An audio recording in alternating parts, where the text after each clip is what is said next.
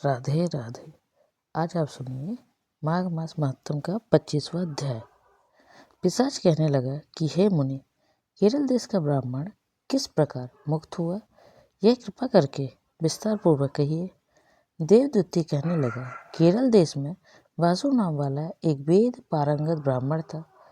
उसके बंधुओं ने उसकी भूमि छीन ली, जिससे वह निर्धन और दुखी होकर अपनी जन्मभूमि त्याग कर देश विदेश में घूमता किसी व्याधि से ग्रस्त होकर मृत्यु को प्राप्त हो गया।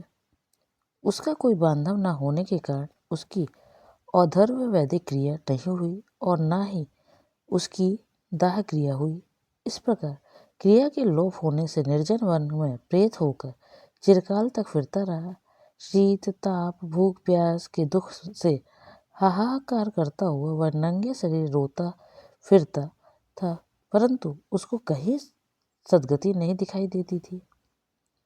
सर्वथा दान न देने से वह अपने कर्म फल को भोगता था।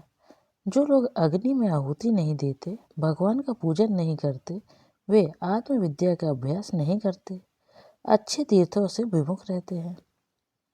जो लोग दुखी लोगों का स्वर्ण वस्त्र तांबुल रत्न फल तथा जल नहीं देते तथा छल कपट से जीविका प्राप्त करने वाले, दूसरों तथा स्त्रियों का धन हरने वाले, पाखंडी कुटिल चोर बाल वृद्ध तथा आतुर और स्त्रियों पर निर्दयता करने वाले, आग लगाने वाले, विष देने वाले, झूठी गवाही देने वाले, कुमार्ग पर चलने वाले, माता पिता भाई बहन संतान तथा अपनी स्त्री का त्याग करने वाले, जो सब तीर्थों में दान लेते हैं, पालन करने वाले, स्वामी को त्यागने वाले, गौर तथा भूमि के चोर, वेदों की निंदा करने वाले, वृथा दोह करने वाले, प्राणियों की हिंसा करने वाले, देवता गुरु की निंदा करने वाले, यह सभी बारंबार प्रेत से पिशाच राक्षस तथा बुरी योनियों में जन्म लेते हैं।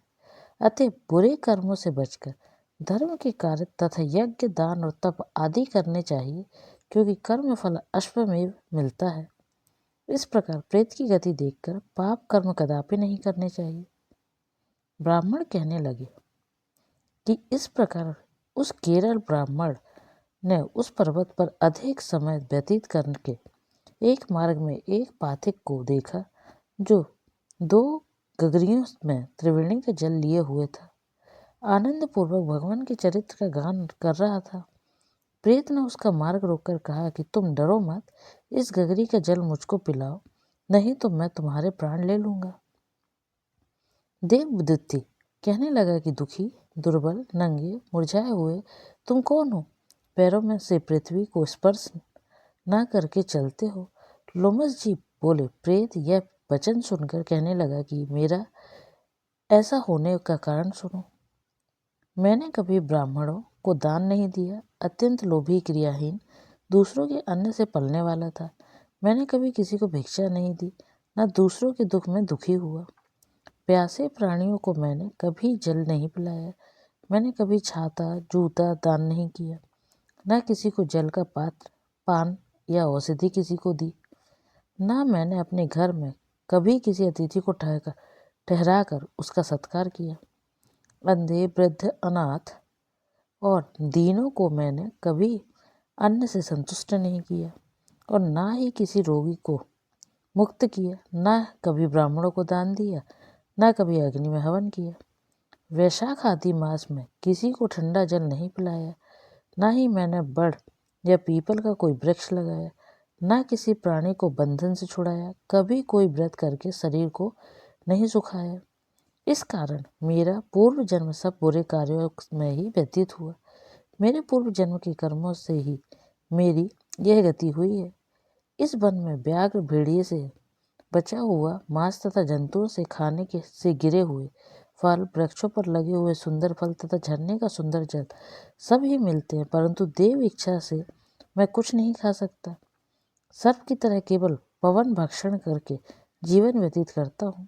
बल बुद्धि मंत्र पुरुषार्थ से लाभी हानि सुख दुख विवाह मृत्यु जीवन भोग रोग तथा वियोग में केवल भाग्य ही कारण होता है। कुरूप मूर्ख कुकर्मी निंदित तथा पराक्रम में हीन मनुष्य भी भाग्य से ही राज्य भोगते हैं। काणे, लूले, लंगड़े, नीतिहीन, निर्गुण, नपुंसक भाग्य से राज्य प्राप्त करते हैं। पर्वत पर भी बलवान राक्षस पिशाच रहते हैं, जिनमें से कभी कभी कोई कहीं कहीं वन में फिरते हुए अपने कर्म के अनुसार अन्य जल प्राप्त करते हैं, परंतु आपको उनका भय नहीं होना चाहिए, क्योंकि धर्मात्मा पुरुषों की उनकी पवित्रता ही रक्षा करती है। ग्रह, नक्षत्र, देवता सर्वथा धर्मात्माओं को ही रक्षा करते हैं। यह पिशाच आप जैसे भक्त की तरफ आंख उठाकर भी नहीं देख सकते।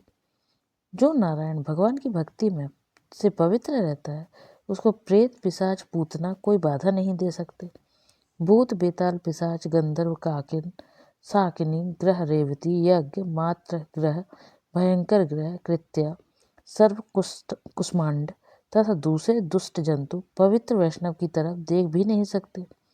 जिसकी जीहा पर गोविंद का नाम, हृदय में वेद तथा श्रुति विद्यमान है, जो पवित्र और दानी है, उनको कभी भय नहीं हो सकता।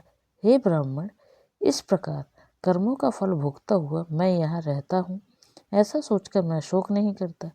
एक बार मैं जमवालिनी नदी के किनारे पर गया था। वहाँ पर घूमते हुए मैंने सारस के वचनों को सुना था। यह थी 25वां अध्याय। आगे के अध्याय के लिए चैनल से जुड़े रहिए। तब तक के लिए राधे राधे।